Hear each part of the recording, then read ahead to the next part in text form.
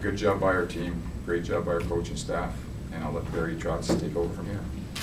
Well, first of all, I'd like to just thank you for covering us all year and helping us out with even some of our personal projects. I know about Brent and myself, or you guys have all helped us, so I appreciate that.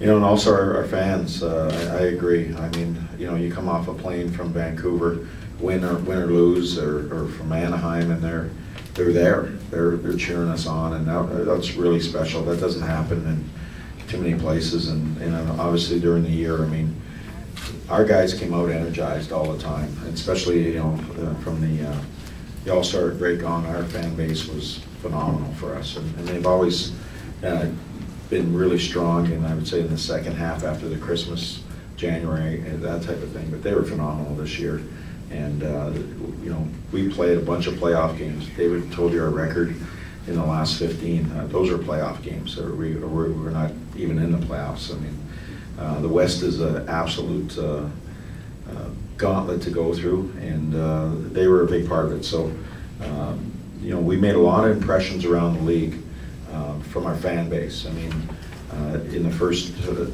round with Anaheim, you know, we had some people that are little, you know, following us that weren't traditionally come to Nashville and all that, and got a lot of props for what we were doing here, and then obviously playing Vancouver in the second round.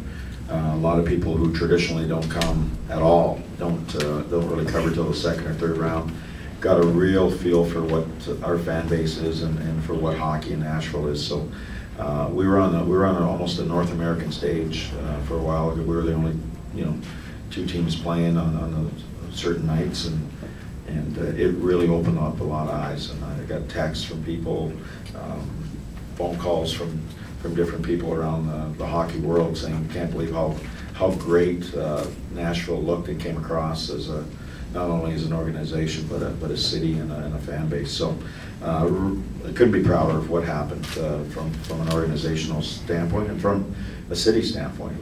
I think we were absolutely phenomenal. This team was a special team. As David said, we dealt with a lot of injuries right from day one, and we didn't have any excuses. We just found ways to dig in. You know, different guys stepped up all year, and it was a special group because they had real good focus, and I give a lot of credit to my staff for keeping, you know, guys on track. They did a fantastic job. Brent, Peter, and Mitch, and Lawrence, and just our trainers, everybody did a fantastic job. But we really took on a little bit of the personality, I think, of our leadership. Shea, you know, first year captain, came in here, and you know, you don't know how he's going to react, but he was a real solid captain, and our core leadership group is you know, Shea and Suits and Pekka, you know, Stevie Sullivan, and then you add a guy later on in the year like Mike Fisher into that group who fit into that. It was a really strong group, and I think it took on that personality.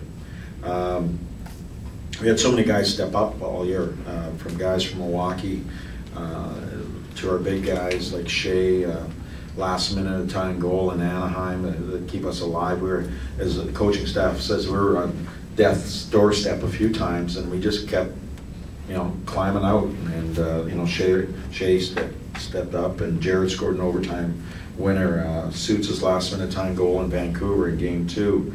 Hal's overtime goal. Just the play of Pex. I mean, Pex would probably tell you didn't have the greatest series in the first series, and everybody rallied, and we got through that first series. But Pex was really the guy in the second series that was absolutely phenomenal. And I think you know, the rest of the league is seeing what Pekka can do, and you know, he's up for the Vezina, and well deserved. You look at the guys, the development of a guy like Nick Spaulding scoring some timely goals and some big points. Jordan Tutu's play in the playoffs, especially in the first series, was phenomenal. I thought he played his best hockey as a Predator. We set some goals at the start of the season. You know, we wanted to make the playoffs. We knew it was going to be a hard grind. We did that. You know, we wanted to get by the first round. We did that. you know, our next goal was to get by the second round, and we didn't do that. But at the same time, the things that we went through, I think we did a fantastic job of keeping it together all year. You know, we wanted to improve some of the parts of our game. You know, special teams was very topical last year. You know, special teams did improve this year. Don't really always say it in the numbers, but I think we had, you know, we ended the season +3 in special teams compared to -13 last year in special teams. That's a 16 goal improvement. Target on the special teams is always 100% when you add them both together. We just finished 100.1%. We did a couple things. We wanted to finish in the top 10, you know, in our goals against. First time ever that we finished with fewer than 200 goals against. That was the 3rd best in the NHL.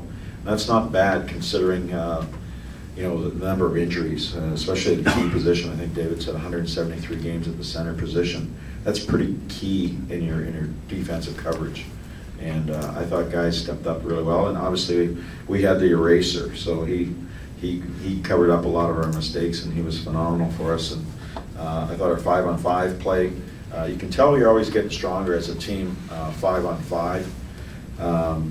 You just look at your, you know, a lot of people says, you know, Nashville Predators can't score. Well, it's a little bit of a misnomer. We can, but we have to. A lot of times we have to do it 5-on-5. And last year we were +7 for the season. We're +21 this year, 5-on-5. And if you just look at the 5-on-5 play of the top teams in the league, we stack up pretty good there.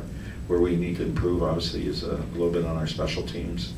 Some teams that are real high octane offensively are really put gasoline on the fire defensively as well. So there's a trade-off there. So and we tend to trade off on more of a playoff style game that you saw in the postseason.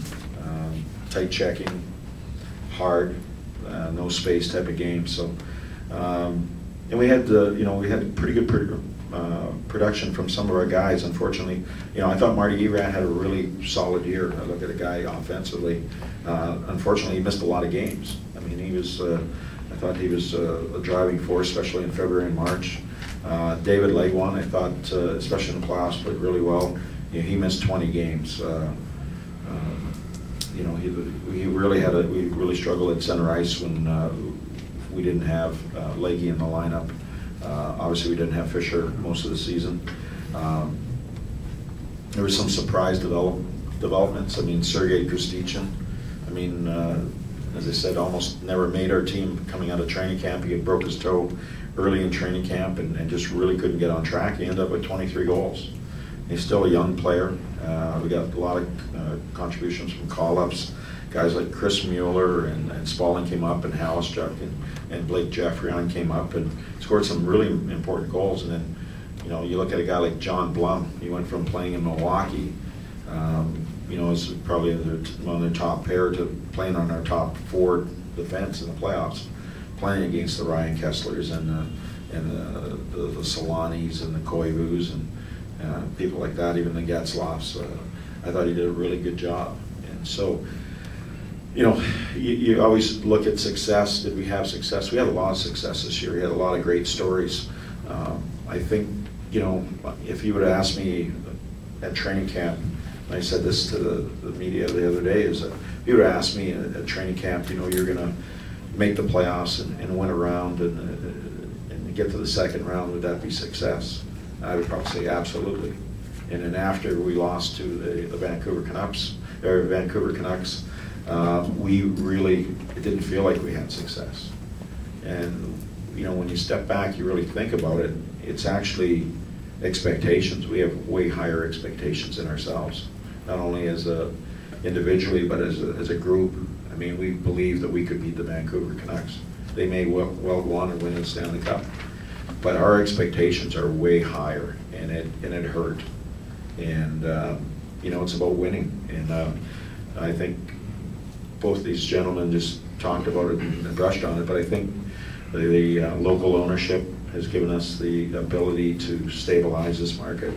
stabilize our hockey team, and in giving us the tools that we can do some great things. And what we did in the playoffs and how we got there, and the number of young guys that we used, I think it's going to serve us tremendously well. And if you judge, we were talking about this the other day. I was talking with Mitch Korn, and he says, if you judge success by just winning the cup, then 29 teams have failed miserably. And sometimes you have to put it in perspective. We took a big step, I think, as a team, individually and collectively. I think we took a big step as a franchise in a city. So very proud of where we are, today and what we accomplished. But at the same time, we've got a lot of unfinished business that and our expectations are going up, which is fantastic as a coach and an organization. I'll put it back to David.